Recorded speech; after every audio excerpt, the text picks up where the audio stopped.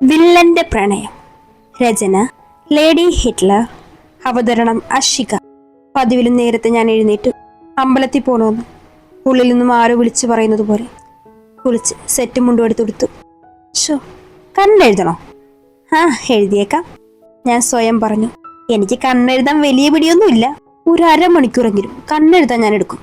അങ്ങനെ കണ്ണെഴുതി കുഞ്ഞു പൊട്ടും തൊട്ട് ഒരു കുറിയും ഇട്ട് ഞാൻ ഹാളിലേക്ക് വന്നു. എന്നെ കണ്ട് അച്ഛനും അമ്മയും അന്തം വിട്ട് നിന്നു. അവരെ പറഞ്ഞിട്ട് കാര്യമൊന്നുമില്ല. 8 മണിയാകാതെ ഉറക്കം കഴിക്കാത്ത ഞാനാ എഴുന്നേറ്റ് സെറ്റും മുണ്ടും കൊടുത്ത് അമ്പലത്തിൽ പോകാനായിട്ട് ഒരുങ്ങി നിൽക്കുന്നത്. കണ്ടാൽ ആരായാലും ഒന്ന് പകച്ചു പോകുമല്ലോ, അതും അമ്പലത്തിൽ. ഒരു കാലത്ത് പോവാത്ത ഞാൻ. ഇതാര്? കാവിലെ ഭഗവതി നേരിട്ട് പ്രത്യക്ഷപ്പെട്ടതോ? അമ്മ എന്നെ നോക്കി ചോദിച്ചു. അതേ, അല്ലെന്ന് തോന്നാൻ അമ്മക്ക് ഭഗവതിയെ മുമ്പ് കൊണ്ടുള്ള പരിചയമൊന്നുമില്ലല്ലോ. ഓ, ആഹാ, ഇതെന്താ അമ്മയും മകളും കൂടി 6-ാം തമ്പുരാൻ കളിക്കുന്നോ? അച്ഛൻ ചോദിച്ചു. ദേ അച്ഛ, വല്ലപ്പോഴും ഞാൻ പുള്ളിയെ കാണാൻ അമ്പലത്തിലോട്ടൊന്ന് പോകുന്നത്. അപ്പൊ എന്നെ ഇങ്ങനെ തളർത്താമോ? ഒന്നുമില്ലെങ്കിലും നിങ്ങൾക്ക് ആകെപ്പാടുള്ളൊരു മോളല്ലേ ഞാൻ. അയിനി അത് വേറെ ആരുമല്ല സുഹൃത്തുക്കളെ, എന്റെ അമ്മ തന്നെയാണ്. ഈ ജാതി വെറുപ്പിക്കല്. പിന്നെ പറഞ്ഞിട്ട് കാര്യമില്ല, ഇത് ഞാൻ തന്നെ പഠിപ്പിച്ചതാണ്. അമ്മയൊന്ന് കൂർപ്പിച്ചു നോക്കി വണ്ടി എടുത്ത് ഞാൻ അമ്പലത്തിലേക്ക് വന്നു. അകത്തേക്ക് കയറുമ്പോൾ ഒരു തണുത്ത കാറ്റ് എന്നെ വലം ചെയ്ത് കടന്നുപോയി. അകത്തേക്ക് കയറിയതു നട തുറന്നത് ഒരുമിച്ചായിരുന്നു. നിറയെ വിളക്കുകൾക്കിടയിൽ തുളസിമാലയും കഴുത്തിരഞ്ഞ് സുന്ദരകുട്ടപ്പനായി നിൽക്കുന്ന നമ്മുടെ ചങ്കായ കള്ളകൃഷ്ണൻ. ഏറെ നേരം ഞാൻ ആ വിഗ്രഹം നോക്കി നിന്നു. എന്തോ ഒന്നും പറയാൻ കഴിയുന്നില്ല. കണ്ണിറയെ കണ്ട് പ്രസാദവും വാങ്ങി തിരിച്ചിറങ്ങി. എപ്പോ വന്നാലും സ്ഥിരമായി പോയിരിക്കുന്ന ആളിന്റെ ചോട്ടിൽ പോയിരുന്നു. മനസ്സിന് കുളിരേകുന്ന തണുപ്പുള്ള കാലാവസ്ഥ. പതുക്കെ മൂടി മനസ്സ് നിറയെ കണ്ണന്റെ രൂപം ഓർത്ത് പാടി മുഴുവിച്ച് കണ്ണു തുറന്നു നോക്കിയപ്പോൾ ഇന്നലെ കാറിൽ കണ്ട അതേ ആൾ മുന്നിൽ എന്നെ തന്നെ നോക്കിയിരിക്കുന്നു. ഒരു വേള ശ്വാസമെടുക്കാൻ പോലും മറന്നുപോയി. അയാളുടെ കണ്ണിലെ ഭാവം മനസ്സിലാക്കാൻ കഴിയുന്നുണ്ടായിരുന്നില്ല. കുറച്ചു നേരം ഞങ്ങൾ പരസ്പരം നോക്കിയിരുന്നു. പെട്ടെന്ന് അമ്പലത്തിലെ പൂജാരി എനിക്ക് സമീപം വന്നു. ഇന്ന് എന്ത് പറ്റി കുട്ടിയെ ഇവിടെ വന്നിരുന്നു പാടിയത്? ആ ഭഗവാൻ അവിടെ നിന്നിറങ്ങി ഇവിടെ വന്ന് ഈ ആൽത്തറയിലിരിക്കുമല്ലോ, അദ്ദേഹം തമാശയിൽ എന്നോട് പറഞ്ഞു. ഞാൻ മനസ്സ് തുറന്നൊന്ന് ചിരിച്ചു. ആ ശബ്ദം കേട്ടപ്പോഴേ നാം നിരൂപിച്ചിരുന്നു കുട്ടിയാണെന്ന്. ഇടയ്ക്ക് ഇങ്ങോട്ടൊന്നും കണ്ടതേയില്ല, ദേവസ്വം ബോർഡിലിരിക്കുന്ന ഒരാൾ പറഞ്ഞു. അതിന് ഞാൻ ചിരിച്ചു കാണിച്ചു. ഇതാ പ്രസാദം വാങ്ങിക്കോളൂ. പൂജാരി എനിക്ക് നേരെ ഉണ്ണിയപ്പം നീട്ടി. പണ്ട് എനിക്ക് ഉണ്ണിയപ്പം ഒരു വീക്ക്നെസ് ആണ്. ഞാൻ സന്തോഷത്തോടെ വാങ്ങി. അപ്പോഴാണ് അവർ ഓപ്പോസിറ്റ് ഇരിക്കുന്ന ആളെ കണ്ടത്. കുട്ടി ഏതാ? ഇതിനു മുമ്പ് ഇവിടെ ഒന്നും കണ്ടിട്ടില്ലല്ലോ. അവൻ അയാളെ തുറച്ചു നോക്കി. എന്തായാലും പ്രസാദം വാങ്ങിക്കൊള്ളുക. പൂജാരി അവന് നേരെ പ്രസാദം നീട്ടി. അവൻ അയാളെ പ്രസാദവും നോക്കിയിട്ട് എഴുന്നേറ്റ് പോയി. തിരുമേനി ആകെ വല്ലാതായി. പുള്ളിക്ക് വേണ്ടെങ്കിൽ വേണ്ട, എനിക്കിതാ, ഞാൻ പറഞ്ഞു. ഇങ്ങനെ ഒരു ഉണ്ണിയപ്പ കൊതിച്ച് എന്റെ തലക്കിട്ടൊന്ന് തന്നിട്ട് പ്രസാദം എനിക്ക് നൽകി അവർ നടന്നകന്നു. എന്ത് സാധനമാണത്? സൂര്യൻ പറഞ്ഞേ ശരിയാണെന്ന് തോന്നുന്നു. അയാൾ പോയ വഴിയെ നോക്കി ഞാൻ പറഞ്ഞു. പിന്നെ ഉണ്ണിയപ്പം കണ്ടപ്പോഴേ ഞാൻ അതെല്ലാം വിട്ടു. ആൽത്തറയിലിരുന്ന് ആസ്വദിച്ച് ആ 2 ഉണ്ണിയപ്പവും ഞാൻ കഴിച്ചു. ആഹാ, എന്താ ടേസ്റ്റ്! ദിവസവും വന്നാലോ? ഓ, അല്ലെങ്കിൽ ആരെക്കൊണ്ട് കഴിയും എന്നും രാവിലെ എഴുന്നേക്കാൻ? ഓരോന്ന് പറഞ്ഞ് വണ്ടിയെടുത്ത് ഞാൻ വീട്ടിലേക്ക് തിരിച്ചു. വീട്ടിൽ ചെന്ന് കയറിയത് ഇതായിരിക്കും നമ്മുടെ സൂര്യക്കുട്ടി. നീ എന്താ ഈ കൊച്ചു വെളുപ്പം കാലത്ത്? തമ്പുരാട്ടിയെ ആനയിച്ച് കൊണ്ടുപോകാൻ വന്നതാണ്. അല്ലെ കഴിഞ്ഞ ദിവസം പോലെ ഇന്നും ലേറ്റ് ആകും. അപ്പോഴാണ് അത് കേട്ടു വരുന്ന അച്ഛനും അമ്മയും കണ്ടത്. ലേറ്റ് ആയെന്നോ? അവിടുത്തെ CEO എങ്ങോട്ടോ പോയതുകൊണ്ട് ഇന്റർവ്യൂ നടക്കുന്നില്ലെന്നാണല്ലോ ഇവള് പറഞ്ഞത്, അമ്മ പറഞ്ഞു. ഞാൻ അതിന് നല്ല പോലെ ഇളിച്ച് കാണിച്ച് നേരെ സൂര്യയുടെ പുറത്തിനിട്ട് ഒന്ന് കൊടുത്തിട്ട് നേരെ റൂമിലേക്ക് ഓടി. നീ ഇറങ്ങി വരുമല്ല, അപ്പ തരാം, അമ്മ വിളിച്ചു പറഞ്ഞു. സൂര്യ ഞങ്ങളെ രണ്ടിനെയും നോക്കി. അപ്പൊ അച്ഛൻ പറഞ്ഞു, കാര്യമാക്കണ്ട മോളെ, ഇവർ 2 പേരും ഡെയിലി ഇങ്ങനെയാണ്. ഇടയിൽ നമ്മൾ കയറിയ അവസാനം പ്രതി നമ്മളാകും. അച്ഛൻ പറയുന്നത് കേട്ട് സൂര്യ ഒന്ന് ചിരിച്ചു. ഡ്രസ്സൊക്കെ മാറി സുന്ദരിയായി ഇന്റർവ്യൂ പോകാൻ പാകത്തിനായി ഞാൻ ഇറങ്ങി വന്നു. അമ്പലത്തിലെ ചന്ദനം ഞാൻ അച്ഛനും അമ്മയ്ക്കും അവൾക്കും തൊട്ടുകൊടുത്തു. ഈ ജോലിയെങ്കിലും മിസ്സാകാതിരിക്കാൻ ഞങ്ങൾ നേരത്തെ ഇറങ്ങി. വീട്ടിലേക്ക് ഈശ്വർ കയറി വന്നത്. നീ എവിടെയായിരുന്നു? ആരോടും പറയാതെ എവിടേക്കാ പോയത്? ഞാൻ കൊച്ചുകുഞ്ഞൊന്നുമല്ല, എനിക്കറിയാം എന്താ ചെയ്യേണ്ടതെന്ന്. ആരും എന്നെ നിയന്ത്രിക്കാൻ വരണ്ട, നീ പോലും, അത്രയും പറഞ്ഞവൻ കയറിപ്പോയി. അഖിലിന് വിഷമം വന്നു. അവന്റെ സ്വഭാവം അറിയാമെങ്കിലും ഇങ്ങനെയുള്ള അവന്റെ പെരുമാറ്റം അവനെ ദുഃഖത്തിലാഴ്ത്തി. സൂര്യയായിരുന്നു വണ്ടി ഓടിച്ചിരുന്നത്. അവൾ നേരെ ചെന്ന് കയറിയത് ആക്ഷി എന്റർപ്രൈസിലായിരുന്നു. കുറച്ചു പേര് അവിടെ ഇവിടെയായിട്ട് നിൽക്കുന്നുണ്ട്. ഒരുപാട് പേരുണ്ടല്ലോ, നമുക്ക് കിട്ടുമോ? ഞാൻ സൂര്യയോട് ചോദിച്ചു. നമുക്ക് നോക്കാം. ഞാൻ നേരത്തെ പറഞ്ഞില്ലേ, നമുക്കൊന്ന് ട്രൈ ചെയ്യാം. പൊടുന്നനെയാണ് കുറെ കാറുകൾ നിരനിരയായി വന്നത്. ഏറ്റവും ആദ്യം വന്ന കാറിൽ നിന്നും വൈറ്റ് സ്യൂട്ടിട്ട കുറെ പേരിറങ്ങി. ഏറ്റവും ഒടുവിൽ വന്ന വണ്ടിയിൽ നിന്നും ഇറങ്ങിയ ആൾക്കാരെ കണ്ട് എല്ലാവരും വീഴ്ച നിന്നു. ബ്ലാക്ക് സ്യൂട്ടിട്ട 2 ചെറുപ്പക്കാർ.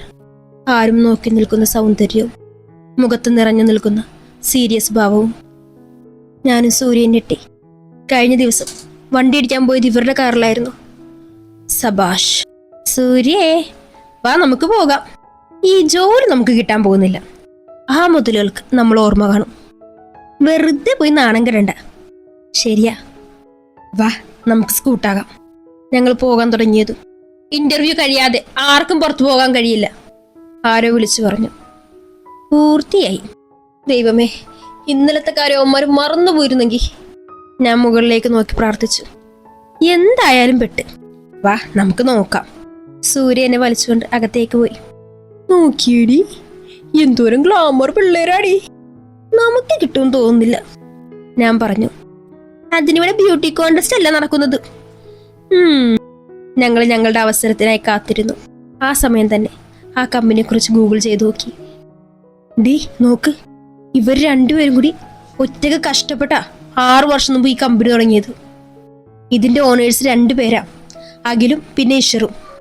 അപ്പൊ നിന്റെ ഉറക്കം കെടുത്തിയ ആളുടെ പേരാണ് ഇഷർ, സൂര്യ പറഞ്ഞു. ഞാൻ ചിരിച്ചു. അപ്പോഴാണ് ഒരു പെൺകുട്ടി കരഞ്ഞുകൊണ്ട് ഇറങ്ങി പോകുന്നത് കണ്ടത്.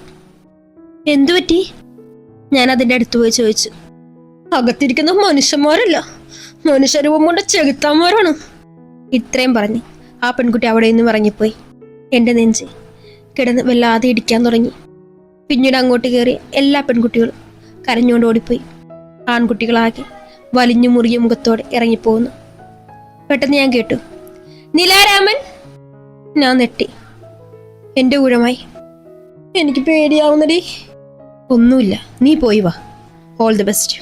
ഞാൻ പതുക്കെ ഡോർ തട്ടി അനുവാദം വാങ്ങി അകത്തേക്ക് കയറിയത്. അഖിലേട്ടൻ്റെ മുഖത്ത് അമ്പരപ്പ് കണ്ടു. ഈശ്വർ ഇതുവരെ എന്നെ കണ്ടിട്ടേ ഇല്ലെന്നുള്ള ഭാവമായിരുന്നു. ഞാൻ ചെറുതായൊന്ന് പുഞ്ചിരിച്ചു. അഖിൽ എന്നെ നോക്കി ചിരിച്ചു കാണിച്ചു. എൻ്റെ ബയോഡേറ്റ നോക്കി. അപ്പോഴും ഈശ്വരൻ്റെ ഭാവ വ്യത്യാസമില്ലാതെ തുറച്ചു നോക്കുകയായിരുന്നു. സോ മിസ് നിലാരാമൻ, ഇതിനു മുമ്പ് എവിടെയും ജോലി നോക്കിയിട്ടില്ലേ? അഖിൽ ചോദിച്ചു. ടു ബി ഫ്രാങ്ക്, നോക്കിയിട്ടുണ്ട് സാർ, ബട്ട് എവിടെയും സെലക്ട് ആകാൻ കഴിഞ്ഞില്ല. വൈ? അഖിൽ ചോദിച്ചു. അത് സാർ എൻ്റെ കാരണം കൊണ്ടാണ്. ഞാൻ ലേറ്റായ ചെല്ലാറ്. ഇന്നലെ ഒരെണ്ണം ഉണ്ടായിരുന്നു, ബട്ട് വഴിയിൽ വെച്ചുണ്ടായ ചെറിയൊരു ആക്സിഡന്റ് കാരണം അവിടെ എത്താൻ ലേറ്റായി. അവർ രണ്ടും എന്നെ തന്നെ നോക്കിയിരുന്നു. സി മിസ് വാട്ടെവർ, ഇവിടെ 2 പോസ്റ്റാണ് ആവശ്യം. 1 എനിക്ക് പ്രൈവറ്റ് സെക്രട്ടറി, 2 സെയിൽസ് ഹെഡിലേക്കും. ഇതും പറഞ്ഞ് ഈശ്വർ എൻ്റെ കയ്യിൽ കയറി പിടിച്ചു. പെട്ടെന്നായതുകൊണ്ട് തന്നെ ഞാനൊന്ന് നെട്ടി. കൊടുന്നനെ സംയമനം പാലിച്ചുകൊണ്ട് ഞാൻ പറഞ്ഞു, കൈയെടുക്ക് സാർ, ശാന്തമായി പറഞ്ഞു. അവൻ അനങ്ങുന്നില്ലെന്ന് കണ്ടപ്പോൾ ഞാൻ അവൻ്റെ കൈ തട്ടി ദൂരേക്കെറിഞ്ഞു. നിങ്ങൾ വലിയ ബിസിനസ്മാൻ ആകും, പക്ഷെ എൻ്റെ അനുവാദമില്ലാതെ എൻ്റെ ശരീരത്തിൽ തൊടുന്നത് എനിക്കിഷ്ടമല്ല. അതിനി എത്ര വല്ല കൊമ്പത്തുള്ളവന്മാരാണെങ്കിലും, ഞാൻ ദേഷ്യത്തോടെ പറഞ്ഞു. അഖിലെന്നെ നെട്ടി നോക്കിയിരുന്നു. ഈശ്വരൻ്റെ മുഖത്ത് നോക്കി ആരും ഇങ്ങനെ സംസാരിച്ചിട്ടില്ല. അവനൊന്നും മിണ്ടുന്നില്ലെന്ന് കണ്ടപ്പോൾ ഞാൻ എൻ്റെ ബയോഡേറ്റ തട്ടിപ്പറിച്ച് എഴുന്നേറ്റ് പോകാൻ തുടങ്ങി. പൊടുന്നനെ, you are select as my private secretary, Ishwar പറഞ്ഞു. ഞാൻ അവിടെ തറഞ്ഞു നിന്നു. അവൻ തുടർന്നു, ജോണയുള്ള ഒരാൾ വേണം എൻ്റെ പ്രൈവറ്റ് സെക്രട്ടറി എന്നെനിക്ക് നിർബന്ധമുണ്ട്. അതുകൊണ്ടാണ് ഞാൻ അങ്ങനെ ചെയ്തത്. പിന്നെ സോറി, ഈ നിമിഷം മുതൽ ജോലിക്ക് കയറാം. ഇത്രയും പറഞ്ഞ് അവൻ പോകാൻ തുടങ്ങി. എൻ്റെ അരികിൽ വന്നു പറഞ്ഞു, എന്താണ് നിന്റെ ജോലിയെന്ന് അവൻ പറഞ്ഞു തരും. അതിനുശേഷം എൻ്റെ ക്യാബിനിലേക്ക് വരണം. എന്നിട്ട് അഖിലിൻ്റെ നേരെ തിരിഞ്ഞു പറഞ്ഞു, നിന്റെ സെക്ഷനിലേക്ക് വേണ്ട ആളെ നീ തിരഞ്ഞെടുക്ക്. ഞങ്ങൾ രണ്ടിനെയും മാറി മാറി നോക്കിക്കൊണ്ട് അവൻ പുറത്തേക്ക് പോയി. ഞാൻ ആകെ കിളി പോയ പോലെ നിന്നു. എന്താ ഇപ്പം നടന്നത്? ഞാൻ സ്വയം ചോദിച്ചു. ഡോ, തനിക്കൊന്നും തോന്നരുത്, അവനങ്ങനെയാണ്. നേരത്തെ വന്നവരോട് ഇതുപോലൊക്കെ തന്നെയാണ് അവൻ പെരുമാറിയത്. എന്നാൽ താൻ മാത്രമാ പ്രതികരിച്ചത്. ഒരു വേള ഞാൻ തന്നെ ഞെട്ടിപ്പോയി. എന്തായാലും എന്നാ കുറച്ചു നേരം വെയിറ്റ് ചെയ്യും, ഒരാളെ കൂടി സെലക്ട് ചെയ്യാനുണ്ട്, അഖിൽ പറഞ്ഞു. ഞാനൊരു ശില കണക്കി നിന്നു. ഞാൻ കുറച്ചു കഴിഞ്ഞ് പുറത്തേക്ക് പോയി. സൂര്യ ആകെ ടെൻഷനിലായിരുന്നു. കിളികൾ പോയുള്ള എൻ്റെ വരവ് കണ്ട് അവൾ അന്തം വിട്ടു നിന്നു. എന്തു പറ്റി രമണി? ഞാൻ സെലക്റ്റായി. അങ്ങനെ നിനക്ക് പണി കിട്ടി. ഇനി എനിക്ക് കിട്ടുമോ എന്തോ? കിട്ടും കിട്ടും. എനിക്ക് കിട്ടിയത് 8 ക്യൂബിന്റെ പണിയാണോ എന്ന് മാത്രം അറിഞ്ഞാൽ മതി. അതെന്നതാണ് 8 ക്യൂബ്? ഓഹ്, 8ന്റെ ക്യൂബ് എത്രയാ? 512. ആ 512ന്റെ പണിയാണോ കിട്ടിയതെന്ന് എനിക്ക് നല്ല സംശയമുണ്ട്. സൂര്യ, അവളുടെ പേര് വിളിക്കുന്ന കേട്ട് ഒന്ന് ഞെട്ടി. പാവം, ദാ നിന്റെ വിളിയെത്തി. പോയി വാ. Wish me luck. ആ, ഓൾ ദ ബെസ്റ്റ്. ഞാൻ വലിയ താല്പര്യമില്ലാതെ പറഞ്ഞു. ഓ, ജോലി കിട്ടിയതിന്റെ അഹങ്കാരം. ഞാനും കാണിച്ചൊരടി. അവൾ എന്നെ കൊങ്ങനം കുത്തി കാണിച്ചിട്ട് അകത്തേക്ക് പോയി. അവൾ പോയ വഴിയെ നോക്കി ഞാൻ പുഞ്ചിരിച്ചു. അവളുടെ ചുണ്ടിലുണ്ടായിരുന്നു ഒരു പുഞ്ചിരി. സാധനം എന്റെ ടെൻഷൻ മാറ്റാൻ കാണിച്ചു കൂട്ടാണെന്ന് എനിക്ക് അറിയില്ലെന്ന് അവളുടെ വിചാരം. സ്വയം പറഞ്ഞുകൊണ്ട് അവൾ നടന്നു. അവൾ പോകുന്നതെന്ന് നോക്കി ഞാൻ അവിടെ ഇരുന്നു. തുടരും.